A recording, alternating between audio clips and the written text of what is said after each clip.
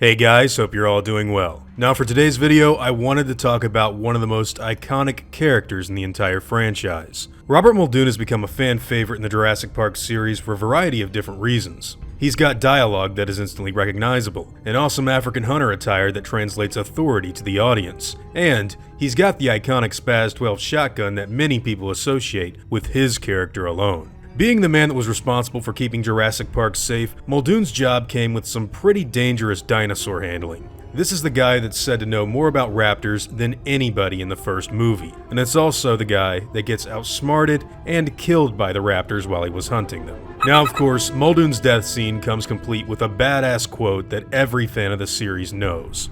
Clever girl. And to tell you the truth, the payoff of Alan Grant's raptor lesson that we got in the first act is pretty incredible no matter how you frame it.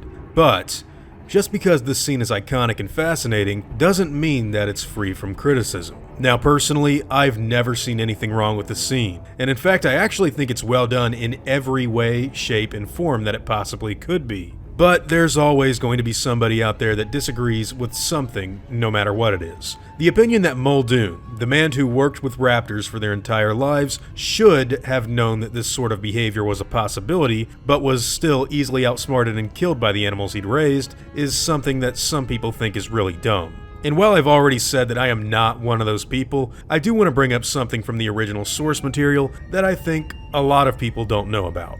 You see, in the original novel by Michael Crichton, Robert Muldoon actually doesn't die. In fact, he's one of the only people that worked at Jurassic Park who manages to fly away safe and sound in the helicopter. Meanwhile, popular characters like John Hammond and even Ian Malcolm are said to have died during the events of the first incident. Now, Muldoon's role in the book is far more significant than what we got in the first movie, and his encounter with the velociraptors in the novel story actually concludes with him taking on several raptors at once and blowing them all away in a tense battle between dinosaur and man. Unfortunately, we've still yet to see something like that on the big screen, but I have my hopes that it could possibly come true in Jurassic World 3. Apart from surviving in the original story and killing off the raptors that ambushed him in the film, Muldoon would also be the one responsible for taking down Jurassic Park's T-Rex. While out with Gennaro assessing the damages to the island, Muldoon would actually tranquilize the dinosaur in a scene that was never adapted in the first movie whatsoever.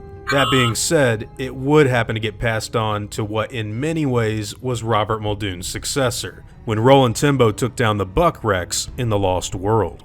In fact, I think now is a good time to bring Roland up in this discussion for a good debate to take place. Because for all intents and purposes, the big game hunter in the second Jurassic movie plays a far more important role than Muldoon did in the first. He takes charge of the situations that play out on Isla Sorna and even rounds up several of the dinosaurs before everything goes to hell when Nick Van Owen sabotages the InGen hunters. In more ways than one, I think it can be argued that Roland Timbo was Robert Muldoon's second shot at life in the film series. Remember that Muldoon wasn't supposed to die in the original movie, and in the next film in the franchise, they just happened to instill his likeness and some of his action scenes into a totally new character that was created for The Lost World. So I can't help but wonder whether or not Robert Muldoon should have been left alive and survived Jurassic Park so that they could use him again in the next movie. Personally, Roland is by far my favorite character in the entire franchise. Pete Postlethwaite's performance in that movie is incredible, and every second that he's on screen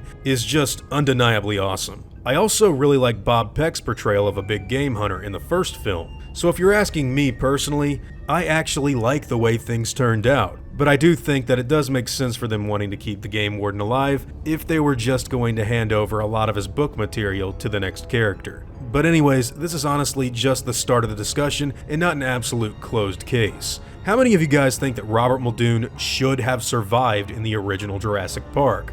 And also, I'd like to know how many of you agree with me and think that it's just fine the way things ended up panning out. I'm sure there's a ton of good points on both sides, which is bound to be true when you're dealing with such an incredible pair of iconic characters. But whatever your own thoughts and opinions may be, I'd love to hear them in the comments down below.